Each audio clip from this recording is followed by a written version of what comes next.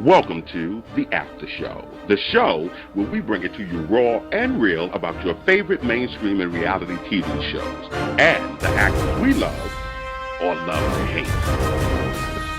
Tonight we'll be talking about BET's The New Edition story. I know you guys have been waiting for this, and we've been waiting to get it to you. It was an incredible 3-day premiere. It was incredible. So we're going to get right into it, but before we do that, guy number 2, say hello to the people. Hey everyone, I'm guy number 2, and I'm here to share my opinion with you. With you, and you, and you. And number 3, say hello to the people. Yes, I'm guy number 3, and I'm going to really show you how to put it down. He's going to put it down tonight. We're going to put it down tonight. This is the After Show, baby. And I'm your host, Cowan, the talk of New York. Let's go.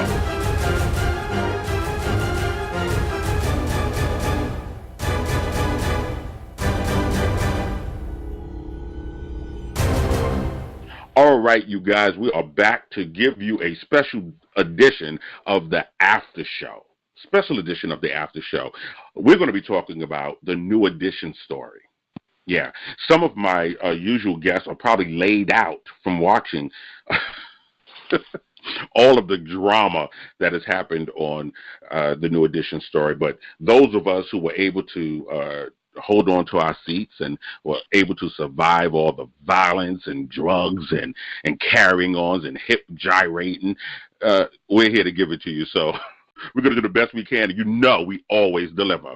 So, guy number 2, let's talk about the New Edition story. BET offered us a 3-night premiere of the ups and downs of the legendary music group New Edition. And for those of you who are kind of new to who New Edition is, I don't know if you were just born yesterday or just coming out from under that that rock you've been up under. New Edition consists of 5 amazing guys. Well, actually 6 amazing guys. But the official New Edition that we grew up on and loved was Ricky Bell, Michael Bivins, Bobby Brown, Ronnie DeVoe, and Ralph Tresvant. All of these guys from Roxbury, Boston, Massachusetts. You know, the Roxbury section. And they have had an incredible career, some highs and some lows. And I want guy number 2 to sound off on what he thought about first about BET deciding to do this biopic. BET has made an excellent decision in even starting to bring this story to life. It was phenomenally filmed. I thought it was great. The characters, the casting, oh my God. The casting was spot on. Every character literally matched every member of New Edition, even down to the younger versions of themselves. And I thought that was brilliant because it really brings the story to life. But the mothers were the highlight of the entire show. I thought it was brilliant to see the full-on perspective of how they started and where their mothers were in their lives at that point, and how they kind of drove the group where they did, and then how they took off and became young men and to become the men that we know them as today. So I thought that BET made a great decision to even film this spectacular story. I mean, this is a great legendary R&B, soon to be a future, well-loved film in everybody's household, even down to our kids, wanted to watch it. So I think that it was great, and it's something that we were just probably never going to get enough of. So kudos to BET for even taking the venture. Kudos, and kudos for BET for deciding to do this. This was a great move on their part and a great look on their part as well, especially since Lifetime has been sweeping the floor with some of these black-owned or black-represented networks, in terms of biopics. The Toni Braxton biopic, Unbreak My Heart, and the Mickey Howard biopic was phenomenal. So this right here was right up in that league, and they did a great job. I don't know, however, you guys, if I still view New Edition the same. Yeah, and I'll tell you guys more about that later on in the broadcast, and you'll find out why. I don't know if I view them the same. Now, look, the group reached its height of popularity during the 1980s. They were the progenitors of the boy band movement of the 1980s and 90s, and led the way for groups like New Kids on the Block, Boys to Men, High Five, Backstreet Boys, and yes, NSYNC. Yeah, NSYNC. So, I mean, when I was growing up, they were the group. They were the group. They had totally, almost annihilated the image that I had of the Jackson Five. Because the Jacksons were all grown up. They had split up. Michael was doing his own thing, and everybody was out marrying Middle Easterners, and so, or at least dating them at the time. So New Edition was that group for me. And I want to talk about, with you, guy number two, some of their early hits, which included Candy Girl, Cool It Now, and Mr. Telephone Man. These were the songs that we knew we loved. This was like part of our DNA. These songs almost was like, I can think back in my mind about when I heard those songs, what I was doing, things that I probably should not have been doing, but I was doing them. What was great to see was, we got introduced to that group being here in New York, and most of us around the world, we got introduced to the group New Edition upon them bursting on the airwaves. The guy number two talked to us about how BET walked us through the meeting of the guys and who knew who, and how the group came about.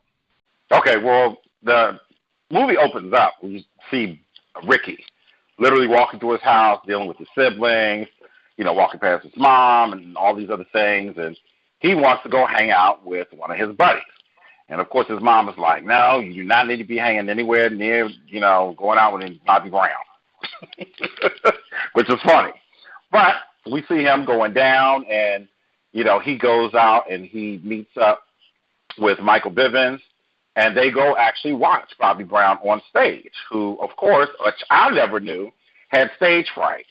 That was something that kind of was an eye-opener for me, because for Bobby Brown to be such a spectacular performer, to know that he started off as a child with stage fright was something that I was like, wow, never knew that. So it just kind of opens up. We see the three guys. And so they're thinking, okay, well, we want to sing, because Bobby's encouraging them. He's like, well, the next time I get on stage, I want you two guys to join me. And they're like, okay, well, I guess we need a group. So who else can we talk to that that we're friends with that can sing? And, of course, that's when they meet Ralph Tresvant. And it was interesting in how Ralph comes into the storyline because, of course, there's a girl involved. And he's all sitting with this girl. And, of course, it reminds me of when I was out with my cousin and my brothers and my boys, and we're going and we're looking at girls and like, oh, my God, I'm trying to impress this girl. Because, we see Ralph opening up kung fu fighting. He's got on his little gi, and he's doing some moves, and he's really trying to impress this girl. So, of course, he's scared to go talk to her. And then, of course, one of his friends goes to talk to her, which, of course, is Ricky Bell. Ricky goes over, starts talking to the girl. The kids run off, and the next thing we see, they're all practicing and trying to get themselves together for a group. So it was really delightful to see that because you got to see the innocent side of them. You got to see their humble beginnings. You really got to see their environment because we're in their neighborhood, and we see how they really had a thirst for wanting to go for more. They weren't necessarily reaching for stardom, but they just wanted more out of their lives. And it's good to see that healthy beginning because it tells us a whole lot about who they are, intrinsically as we know them now as young men. Okay, so there you have Ricky, and they walk up on Ralph. They walk up on Ralph. And Ralph, as you said, was kung fu fighting. Right. So for those of you guys and gals out there who are too young to realize and understand what kung fu fighting is or was, there was a song called Kung Fu Fighting. Okay? And everybody was doing it.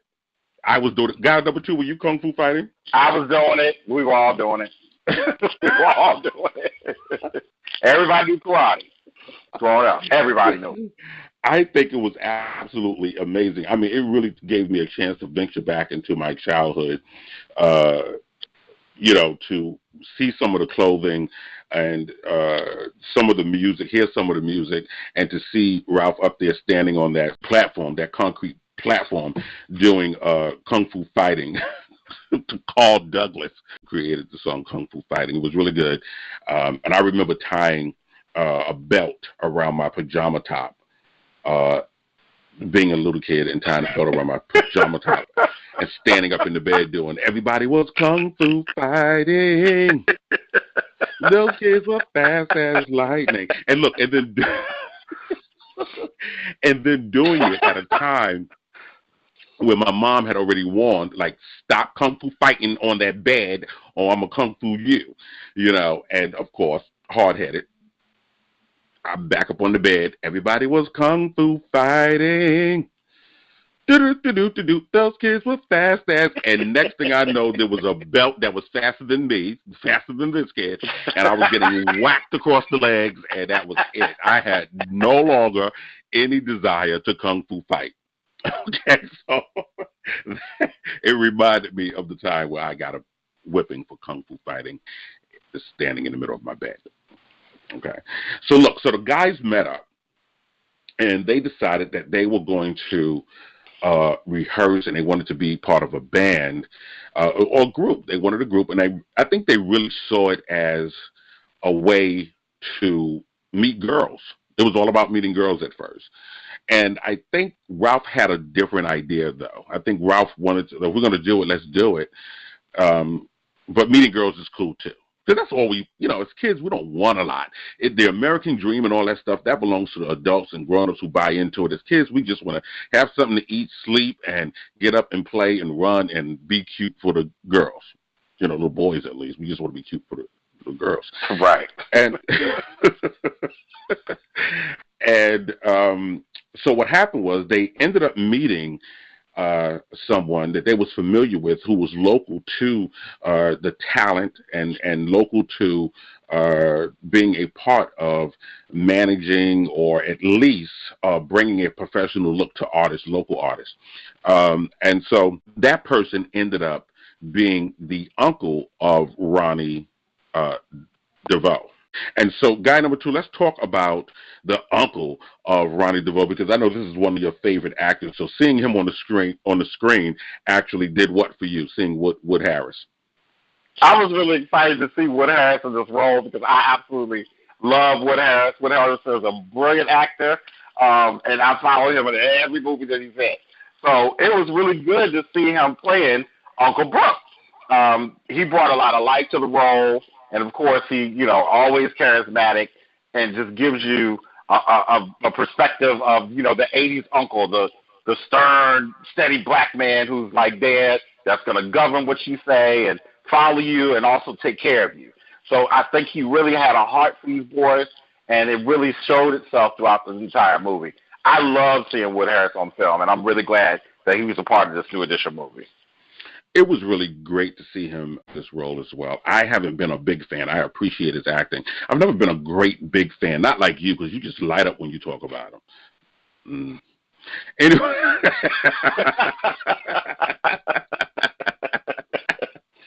And it's okay, because there was some other people in this production that I actually love and as well, and some people that just kind of bring a joy to my voice as well when I know that they're a part of something incredible, and that would be Tank.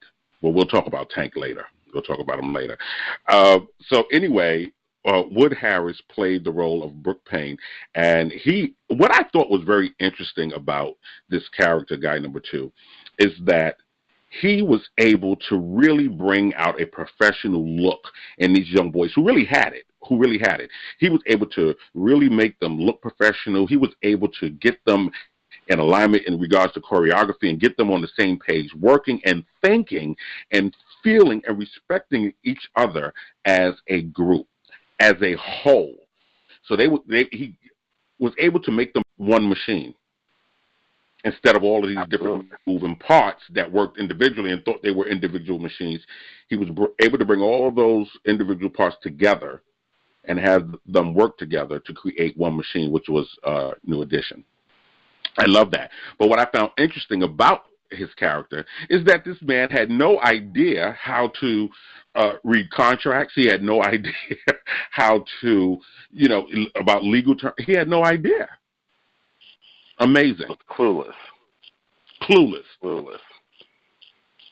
Amazing. So we have a natural talent. I think a lot of us, black people, I can't speak for anybody else. We have a natural talent to do it. You need it done, we'll do it. We can do it. Now ask me to read the instructions because I don't need the instructions. Right. We can get it done, but don't ask me about the legal ramifications. You know what I mean? Because I can get that TV to work. You got an antenna and some aluminum foil and a pencil and some Elmer's glue because I can get it to work. Don't ask me if it's going to burn the house down later, but I'll get it to work. You'll be able to watch HBO or B.E.T. All right. There so anyway, I'm going to move right along because what happened was, all right, you guys. So look, during the group's first bout of fame in 1983, the members Ricky Bell, Michael Bivins, Bobby Brown, Ronnie DeVoe, and Ralph Tresvant, their early hits included Candy Girl, Cool It Now, and Mr. Telephone Man, as I mentioned. But Brown was voted out of the group later on in 1985. He was voted out. But before he was voted out, there were some people who came into play that kind of started trying to separate the fellas. Yeah. Some people wanted them to break up early and were already planting the seed. So let's talk about the character Maurice Starr, who was played by Faison Love, the beloved Faison Love. So let's So guy number 2, talk to me about Maurice's I'm sorry, y'all. The reason I'm laughing, I find so much humor in seeing this character. I love Faison Love. I think he is a brilliant actor. But to see him actually playing Maurice Starr with this Jerry curl wig on cracks me up every single time. We know he's a comedic actor. You've seen him in other movies, especially like Couples Retreat, which is one of my favorites of him. But it just cracks me up. But as far as the storyline is concerned with New Edition, Maurice Starr character comes in like, a saving grace almost to kind of put the boys on. But we see very early on that everything is not the straight line that it's appeared to be. Because we see that the initial contract that the boys ended up signing with Maurice was a short contract. So we see that the first contract that they signed was not a good contract. So, of course, you get upset later on, but when you're excited and you're young and, you're between the ages of 10 and 12 and 13, it's really hard not to be excited about the fact that, wow, we got a group, we've recorded a song, we're about to be hot, and everybody on the block is looking at us, especially all the girls. Everybody in the neighborhood knows who we are now. So we see that character, and he is just the beginning of what these guys end up going through over their career. So as we continue to talk, I mean, I know we're going to uncover some other things, but it's an eye-opening experience. It was an eye-opening experience for you, for me, and certainly for the wardrobe people who had to dress Faison Love and to transform him into Maurice Starr. And, it was funny because I really like Faison Love and anything that he's in as well. He's just a mess. And but a good mess because I know people like Faison Love who look like him, who sound like him, who act like him, and who deliver the punch, that line just like him, but in real life. It's not acting. It's like this is what it is. And there was a scene in this movie where he was in the studio. He was in the studio with the boys, and he had on this blue blazer. And I'm telling you, I don't know who the seamstress was for the wardrobe department, but I know they were working till midnight to add that extra fabric in the back of that blue jacket. It was literally a blue sky. It was as wide as the sky.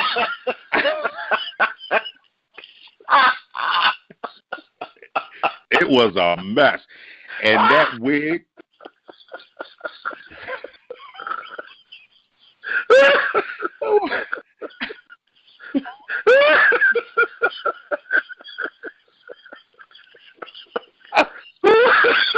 Wait a minute. Y'all, listen, guys and gals. I am not pulling your leg. If you haven't seen this movie, you had bet to get it in. And you know B.E.T. will be running this thing until the wheels fall off of it. So you have time to catch it, okay? They will be running this thing after the B.E.T. Awards, the B.E.T. Honor Awards, the B.E.T. Hip Hop Awards, the B.E.T. Go to Your Bathroom Awards, the B.E.T. Do You Got Fish in Your Freezer Award, the B.E.T. The Hot Water Is Off Awards. They'll be running it. So make sure you guys catch it.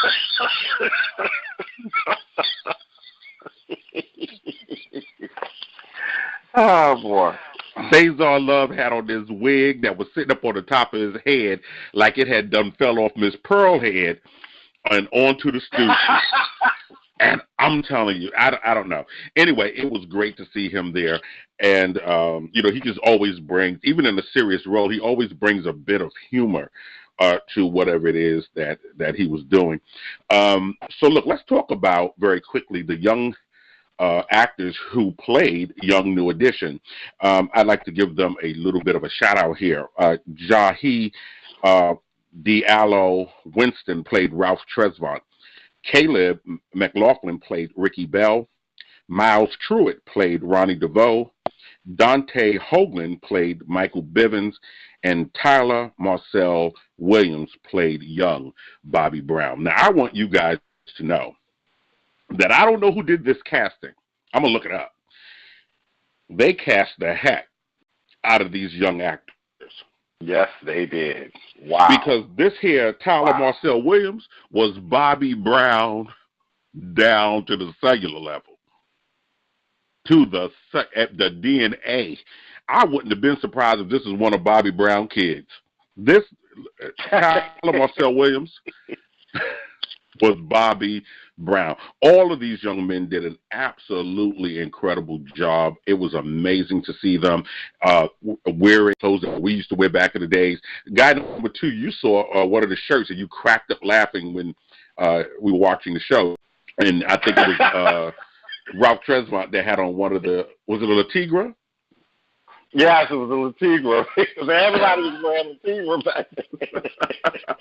We see quite a few La Tigra polo shirts in this film, and it's just great to see because, you know, the nostalgia from that period and time era is just something that you just really can't recreate. The 80s were definitely the 80s, just as every other decade has its own fashion and whatever you remember from that time. You know, we didn't necessarily see parachute pants, but to see those La Tigra polo shirts, I was like, wow, I had a flashback because I have a cousin, y'all, and he wore nothing but La Tigra. He had them in every color, and I was just like, really, dude, you really wearing this La Tigra? And he also thought he was a part of New Edition, too. So that's the other irony of this, and that's why it cracked me up to even see this. But this is just a great thing to see. So the wardrobe, the guys, everybody, the casting was phenomenal. It was absolutely phenomenal. But just as the host said, Mr. CC said, this guy, Tyler Marcel Williams, was Bobby Brown. I mean, it was absolutely incredible to watch because I literally felt like we are literally going back in time and we're seeing Bobby and the guys growing up. And it was just great to see. I loved it. It was really great to see. And, you know, I'll tell you something very quickly about the La Tigra shirts, too, because I remember in the neighborhood that we lived in, all the kids were pretty fashionable because black kids usually are. You know, we will give our parents the business if we don't have the latest, at least one shirt or at least one pair of pants that is the latest. We'll wear that thing until the stripes fall off of it, but we're going to wear it. At least I got one. And I had a cousin who used to come, you know, around in the summer times, and, you know, his father, big time guy, big time business person, so he had like the nice coats and the leather jackets and, you know, the La Tigras and the nice sneakers, and, you know, and he would always come around, and any girl that I was talking to, he would always make his way over. And he was light skinned, pretty eyes, and he would make his way over, and, you know, then they would swoon over him, and they would talk about his clothes and his shirt and his sneakers, and, you know, I was like, I'm going to get him one day. One day I'm going to get him. I'm going to get him. So he came up one summer And oh, you guys, let me just preface this by saying he was from South Carolina. So anyway, he came up to New York, and he was showing off his clothes and his fashions and stuff. And I was like, okay. And I looked at the shirt, and the shirt just didn't look right. Something had changed. Now, I had overheard my mom talking, to some relatives, and they had said that his dad wasn't working, and there was a divorce going on between him and my aunt, and so forth. Anyway, I don't mean to put their business out there, but I told them I was going to get him, so now I'm going to get him. So anyway, I was out, and the girl that I was talking to, her name was Lisa, baddest chick on the block, talking to her. And here he comes again. Now he wants to get up in this girl's face. And so she was talking to him, and she was asking him, and she was very materialistic, and she was asking him about his shirt. She said, well, I like your shirt. What's the name of the shirt? And he was trying to, instead of telling her the name of the shirt, he was trying to describe to her how expensive it was, trying to impress her, how much it costed. It's the new thing. Well, I took a closer look at it, and I saw that it was a squirrel. It wasn't a La Tigra. It was a La Squirrel. And I said to Lisa, I said, that's not a La Tigra. That's a La Squirrel. Well, the kids on the block.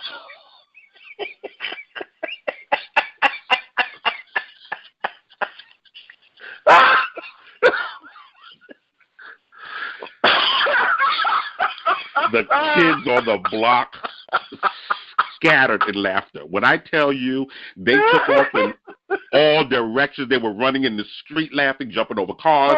They were on the you remember the little one wheel thing that you used to, the skateboards and stuff? Yeah. Everybody falling out laughing. And he never came back to visit after that. So I didn't I think the next time I saw him, I was 28 to have my own limousine for 5 years. I had already had the limousine for 5 years. So when I saw him, I had pulled up in his yard. Hey, cuz, how's that squirrel? But anyway, guys.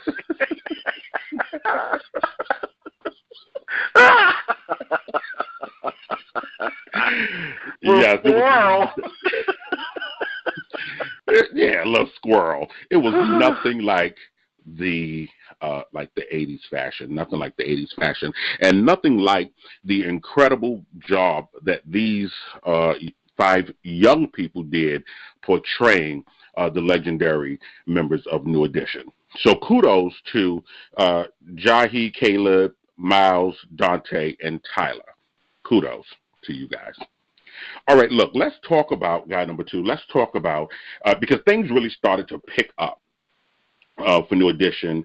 Brooke Payne had gotten these guys all together. They were on point. They got the steps together. They can sing. He had gotten them in the studio with Maurice Starr. They were recording hit songs. Everybody was loving it. Look, they had even gotten an opportunity to get their own mopeds. They were riding around Boston. The girls were going crazy. We were listening to them in New York, and you were listening to them, guy number 2, in Virginia. Everybody was listening to them all over the world, and they were in popular demand. So the next thing they did was went on tour. The mothers didn't know anything. Like, well, okay, can they go? And they would let those kids go on tour. The idea here, you guys, was that the parents, the moms, were like, okay, well, we're going to trust them to go on tour. And they released them to go on tour. But the thing was, we're looking for some paychecks when they come home. These boys are going to be working hard. They're going to tour all over the world, all over the country. We want to see some money coming in, Well, the boys went on tour, and they played city after city after city after city. And when they came back to the neighborhood, they came back to find themselves greeted with a check. It was $1.87 to be split by 5 young men and they money-hungry mamas. Dumb mamas were mad for days. Guy number 2 weighed in on the mamas when they found out that those boys had only made $1.87. Let me tell you, I would not even walk anywhere near, much less the same building that these 5 mothers were in, because when I tell you, an explosion and nothing but a time bomb, these were some hot mamas, and I don't mean that. I mean it literally. They were heated. So, we see this, and then we're all shocked, because they're literally looking at a check. It's $187. It's like you can't even buy a pack of guns for $187, even in the 80s. So what in the world? I mean, who's going to split it 5 ways? So here's your 30 cents. Well, here's your 30 cents. Yeah, it was crazy.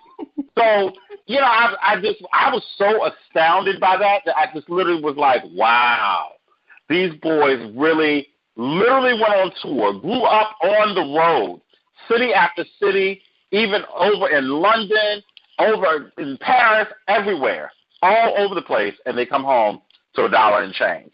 So it's as if they never even left their living room. And that was something that I never knew about New Edition. And I know that if that did not propel them to even go greater or even reach for greater, I could only imagine. I could only imagine what that moment felt like.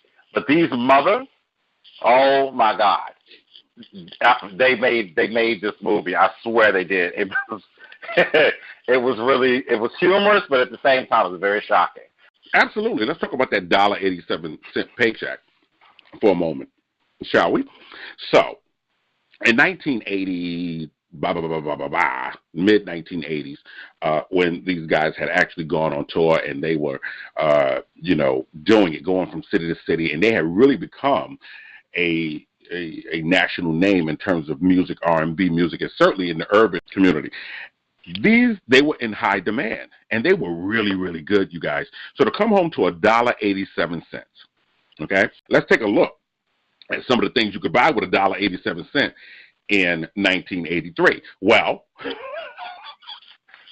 Newports were about $1.87. Yeah, back of Newports.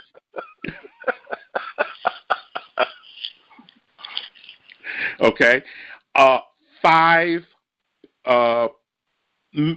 probably actually about 10 packs of Kool-Aid, $1.87 for 10 packs, for a 10 pack.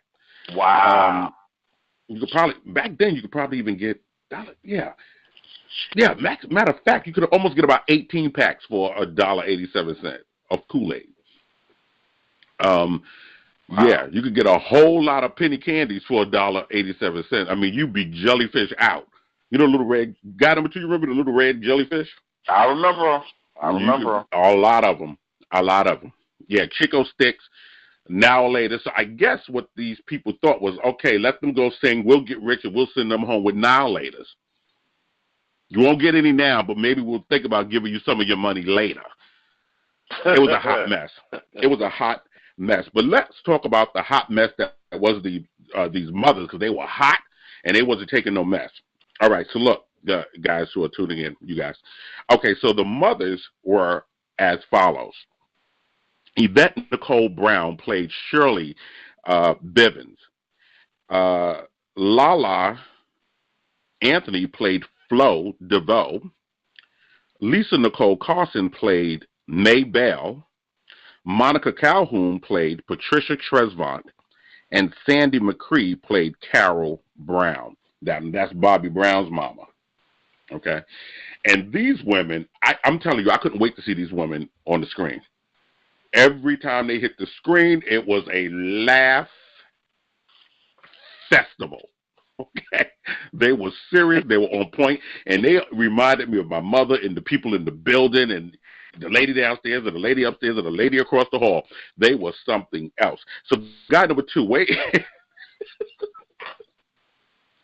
I want you to tell me, what was your greatest moment as far as seeing the mothers, in the production?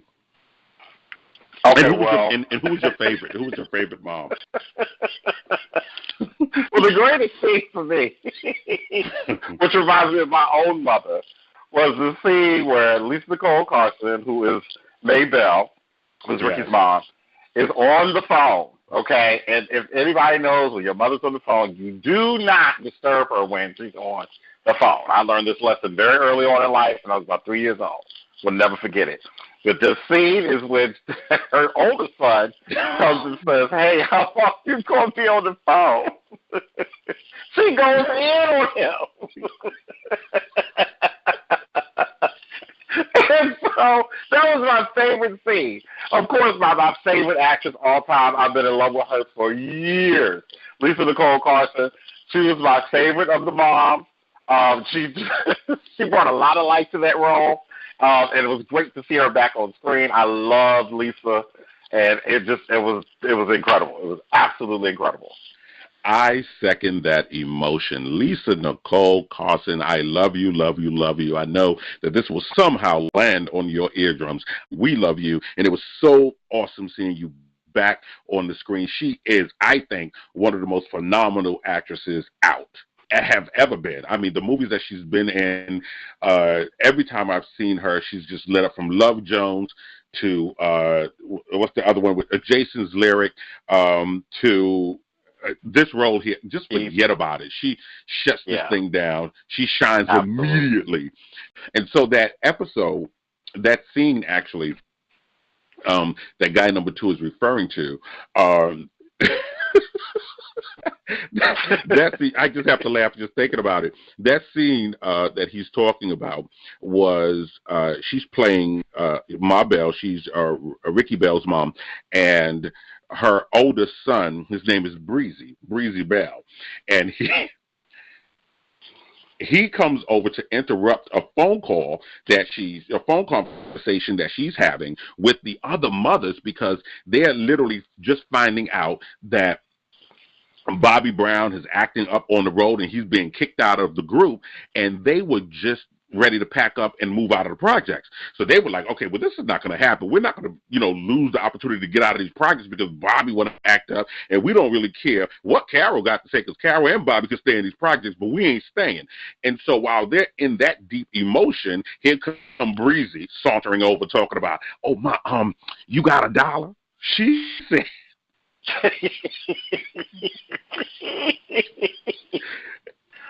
don't you see me on the phone?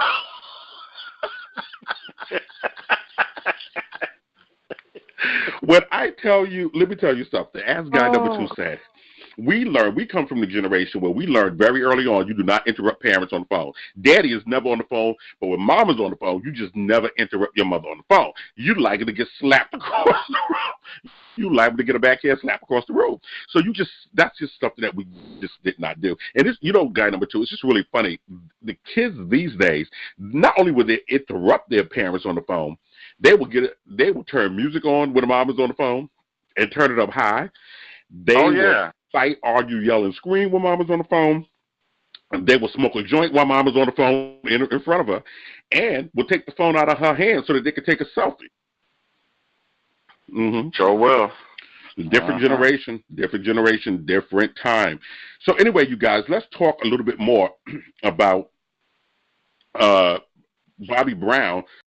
Okay, so Bobby Brown had actually started having some problems. He was running around with women.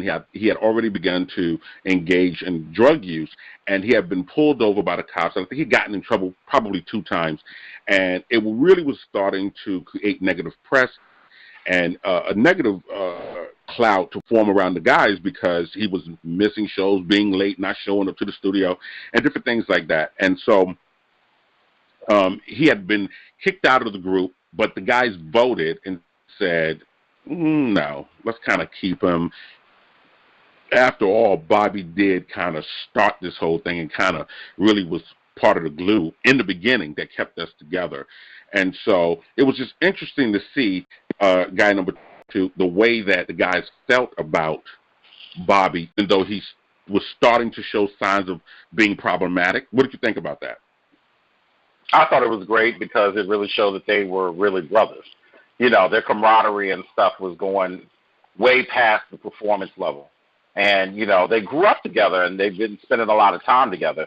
So, I know it was probably a very heartfelt decision to even think about picking them out as a group. So that was probably really one of the most riveting scenes, because we see that this is where the turn starts to begin on what we've all known, where Bobby was actually voted out of the group. So this was something that was really poignant to see in this part of the film. It absolutely was. But what was even more amazing to me, it was amazing to learn that Bobby wasn't the initial problem. That Michael Bivins was the problem initially. Because if you remember, you guys, in this production, they revealed that Michael Bivins had a problem not only with his voice, because his voice changed and he wasn't able to sing like he did when he was younger, but also that he had a problem wanting to be seen. He wanted to be seen, and he wanted to be the one. There was a scene in the movie where everyone was in the limousine. So Michael Bivins, he actually wanted to get into the limousine. The guys were in the limousine. They were waiting for him to get in, and he wanted one of them to slide over so that he could sit by the window and be seen. So they were saying, no, just get in. We're all in our seats. We're sitting here. Just get in. And he refused to do it. And so when the bodyguards had gotten in the car and they were ready to pull off, he was outside of the car and actually had his foot run over by the back wheel of the car. And a fight ensued. Guy number 2, what did you think about the fight? What I thought about that was it was the beginning of the egos. This is where the testosterone really started to show itself, and everybody started to, be the star. I guess this was their first taste of true stardom. So this is where we see the egos come in, and, as young men, you get into your teens, and you start trying to feel yourself, or as your grandmother would probably tell you, you're smelling yourself. And so that was what this part of the movie was about. I mean, it literally was something that was like, wow. He got mad, and there was a lot of, stuff going on, and there was even some spit exchange, which, of course, is the ultimate no-no. But we see where that testosterone is just coming out, and it's all over the place. So it's something to see. Wow. Yeah, when he jumped out of that car and jumped on Michael Bivins, I was like, wow, these guys weren't playing, and they were hot-tempered. All of them had a little fire in them. So at that point in the movie, I had started to look at Michael Bivins in a different light. So, and I kept my eye on him throughout, and I actually don't like Michael Bivins anymore after this movie. Never was a big fan, but I don't like him anymore after this movie. Yeah. And so, listen, guy number 3, tell me what you thought about the fight between Michael Bivins and I believe it was Ralph Tresvant, when Michael Bivins spit in his face, in the limousine, at the limousine, and then he had to literally jump out of the car and jump on. No. I'm sorry, you guys. Let's back that up. It was not Ralph Tresvant. He spit in the face of Bobby Brown. And Bobby jumped on him. I was like, wow. I was floored with that. I was like, I couldn't believe he would do something like that. I just thought he was just lashing out because he wanted to be, number one in the group, and he didn't have the voice to do it anymore. Right. I thought he just lost his credibility when he did that with me. There you go. But Absolutely. So, listen, I'm going to give you an example of something here. I'm going to ask you guys some questions, because at the point where Michael Bivins spit in Bobby Brown's face, and a fight ensued, and so they voted to kick Michael Bivins out of the group. Bobby Brown said no. He said no. Let's keep him. And by this time, they had a new manager, which was Michael Rappaport, and he couldn't believe it. He said, even after what happened, you still want to let him stay in the group? And he's like, yeah, let him stay. So tell me, you guys, I mean, would you have let someone stay in the group that spit in your face? Guy number 2, I want you to answer that. No. Nope.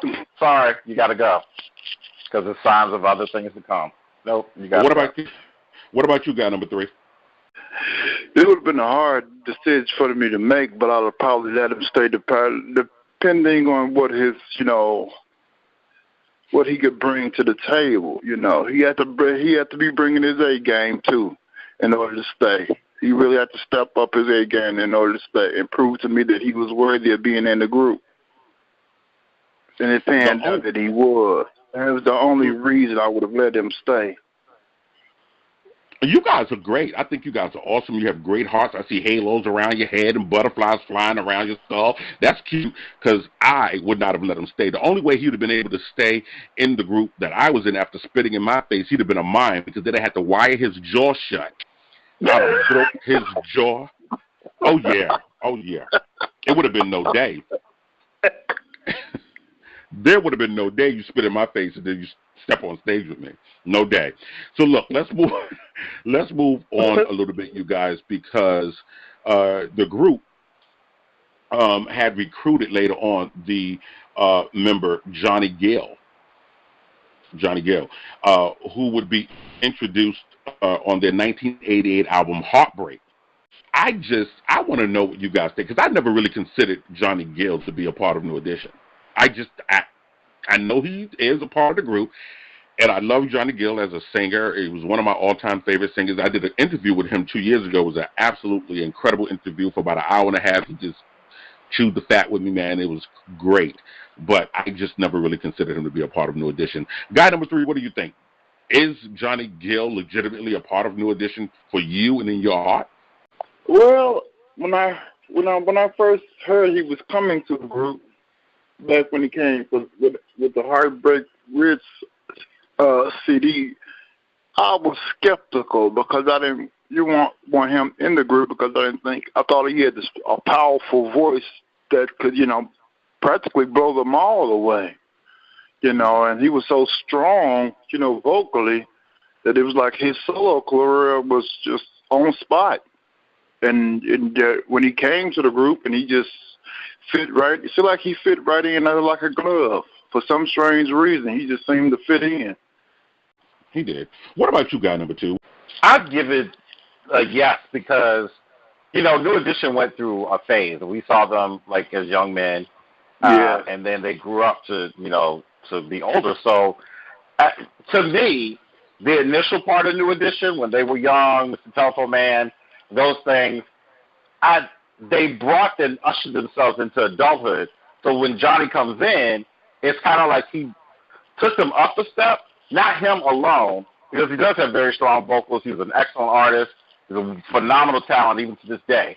So I thought him blending in with Ralph Tresvant was just a brilliant thing. I mean, it took us into the adult group of New Edition. So the New Edition that we know and love was still there, but now they're men, and we see them as men, and we see them as male performers, great R&B artists. And so I think that Johnny Gill brought his talent to the group, and he's a part of the group. Well, it's undoubted. It's undisputed. He brought, it's undisputed. He brought his talent to the group, and the guy can sing, and they killed that Heartbreak album. It was incredible. But then they went on hiatus in 1990, while various members of the group pursued side projects, such as Belle Biv DeVoe. And Johnny Gill and Ralph Tresvant also recorded successful solo albums. So let's talk about the split in the group. So you had Bobby Brown out there, preparing to do his thing, and turning it. And then you had Ralph Tresvant out there doing, the man with sensitivity. He was doing that, and then Johnny Gill was doing the slip on your red dress, all of that stuff there. And then Belle Biv DeVoe was doing Poison. So look, I want to know, guy number 2, you tell me, of the 4 entities, who was really putting it down for you? I want to know what record sales said and what the industry said and what they pushed in our face. Who did you really connect to at that time? Was it Bobby Brown and his My Prerogative? Was it Johnny Gill and the My? Was it, A Man with Sensitivity, Ralph Tresvant? Or was it Poison, Belle Biv DeVoe? I didn't feel like I had to choose, but, my ear was with Bobby Brown. I mean, Bobby Brown just exploded on the scene. So everything he did, sang, performed it, I was there. I mean, I've seen him in concert and everything. So I was just, I'm a Bobby Brown fan. But the guys individually, Belle Biv DeVoe, Johnny Gill, Ralph Tresvant, they did a phenomenal job with their solo careers. I just think that they weren't given enough credence and enough eye to take them further, because we do find out in the film that all of their second albums flopped, and so they had to come back together. But I did follow Bobby Brown. His On Our Own single from the Ghostbusters is my favorite all-time Bobby Brown song, and I was with Bobby. I'm sorry, that's my guy. What about you, guy number 3? I totally have to agree with guy number 2. Bobby Brown got out there on that scene, and he wore that stage out. That man came out there, and he could perform, and he could sing, and he gave you his all. He was like a loaded stick of dynamite when he came out on that stage and performed, and his album sales were doing so well. I mean, he surpassed, Johnny Gill and Ralph Tresvant and even Bibb DeVoe. His album sales was just like blowing up everywhere. Everybody was like, Bobby Brown, Bobby Brown, Bobby Brown. His name was all over the place, all over the map. The guy was hot like a firecracker. I agree with you, guy number 3. I agree with you, guy number 2. Anyone who knows me knows I am a huge Bobby Brown fan. Love that guy, and he could just do no wrong as far as I'm concerned. Listen, I think that people kind of connect with music according to where they are in their life and in their maturation.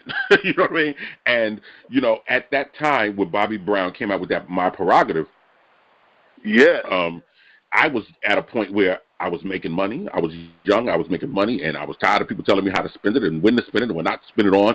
And so it was kind of like when he said, I made this money right here, I said, okay, that's me. Here we go. So I love Bobby Brown. I love the energy that he gave on stage and in his videos.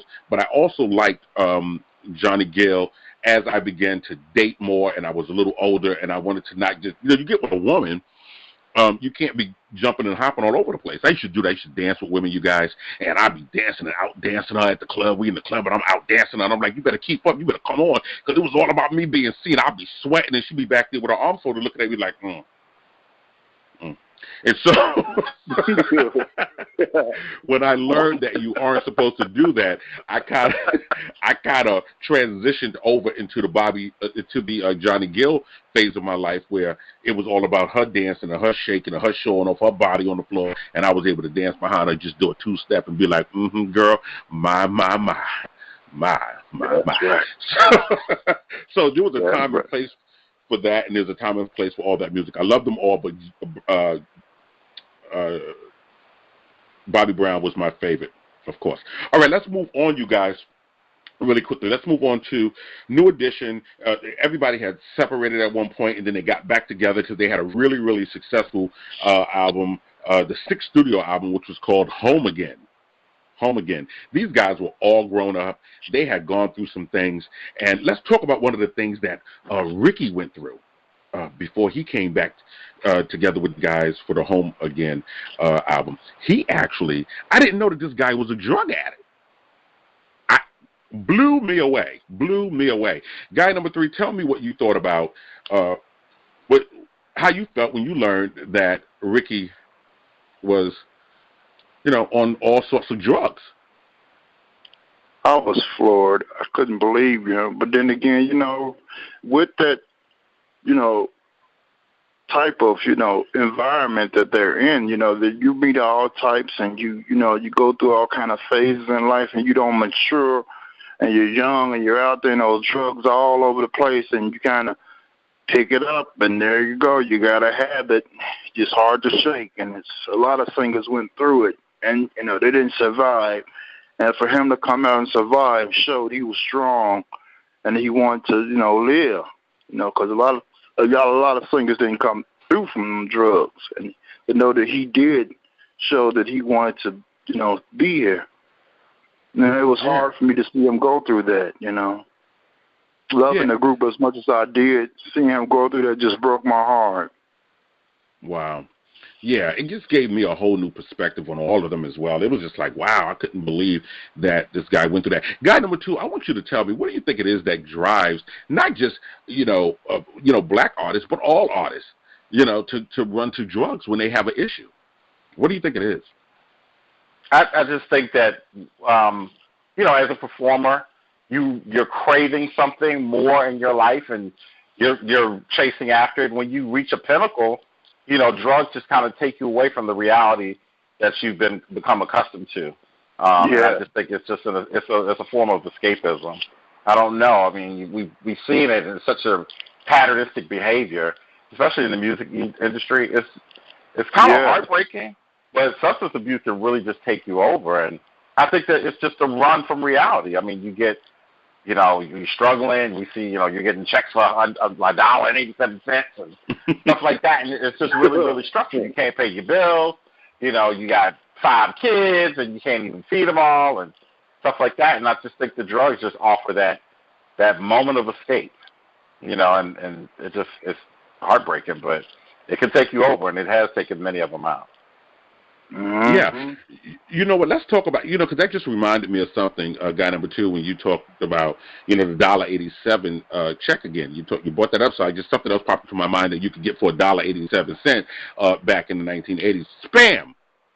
You could get spam for $1.87. And for you guys, for you millennials who don't know what spam is, I'm not talking about the thing you get in your email box. I'm talking about the canned lunch meat that is called spam. Okay. Yeah. And speaking of pork, let's talk about that Michael Rappaport. Yeah.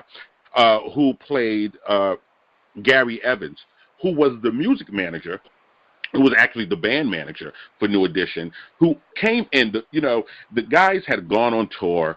They had not made any money at all. And the moms had felt like Brooke Payne didn't do his job, didn't look out for the guys, so they fired him and brought on Michael Rappaport's character, Gary Evans, to be the new manager under the advisement of Carol Brown. I believe it was Carol's mom that said, look, this is what we need to do. We need to get rid of him. And they brought Gary Evans on, and he came in like the great white hope, playing naive and, playing up to everyone, telling them what they wanted to hear and how well and how hard he was going to work for them. And he, too, did the same exact thing, wore these guys out in regards to their money. So I want to talk to you, guy number 2. I want you to answer a question for me.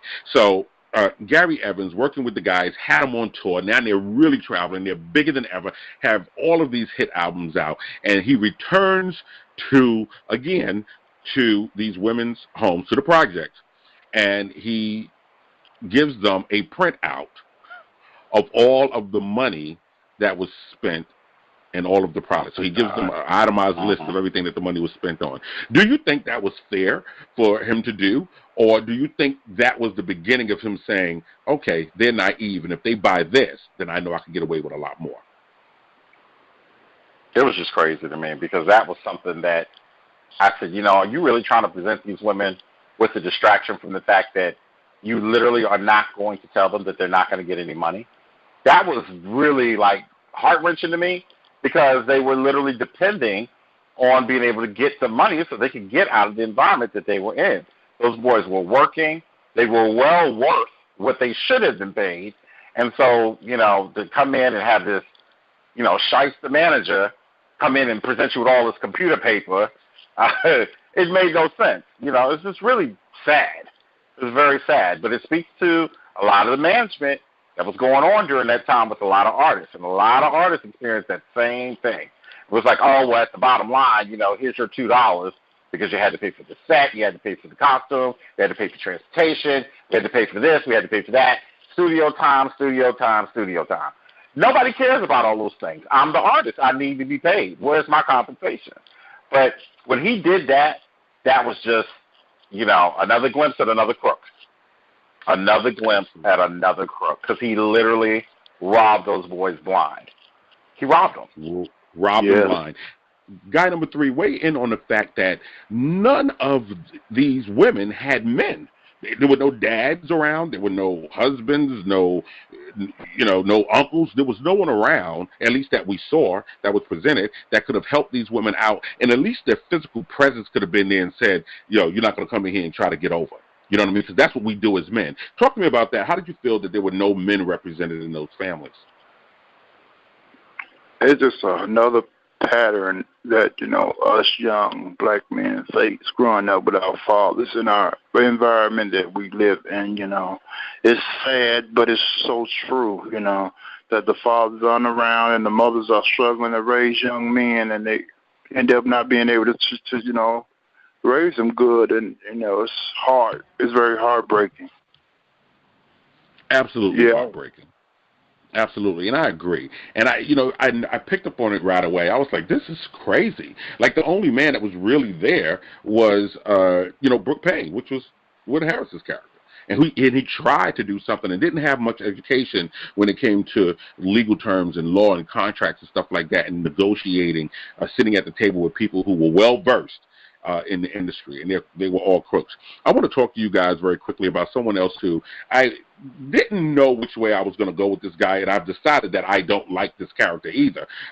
Love the guy who played the character, but can't stand the character. Okay, so this was Darrell Babs, a.k.a. Tank, the R&B crooner, who played Gerald Busby, the head of MCA Records. And so he kind of was in cahoots, or at least knew what Gary Evans was doing when he had actually given the guys a production deal and not an actual contract with MCA. Guy number 2, what did you think about Tank's character, Gerald Busby, as he kind of just treated the guys like they were just ignorant little boys from the projects and not looking at them and saying, these are young black men like I was. Let me really take them under my wing and give them a chance to do something helpful for them. He shuffled them around as well. He played the game with them. He saw their talent and he used it to his advantage. It was very sad to see a black man in that role, taking advantage of those boys the way he did. But, shamefully enough, it happened. One of the things I didn't really enjoy seeing was him repeatedly promising these guys, especially with their solo careers, that he was going to do this, he was going to do that, he was going to take them far, and it was just going to be a superior thing, and it was going to be something they wouldn't regret. Well, they ended up regretting it in the worst way. I think the only one that probably really saw some success with that was Johnny Gill. But even still, there were some woes on his part. But to see Tank play that character, which he did very well, by the way, yes. I was really glad to see him on the screen. It was something, yet again, you're just like, wow, is the music industry really like this? You have management that they take advantage of people on this level. Well, it's very true, and he personified it. So we got to see it live in living color.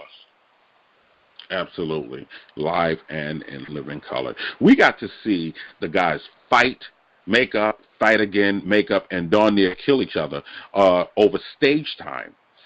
Bobby Brown came out there late for a show one day, and then he got on stage and didn't want to get off. I remember him having on the red leather outfit, very reminiscent of Eddie Murphy. Yeah. Yeah.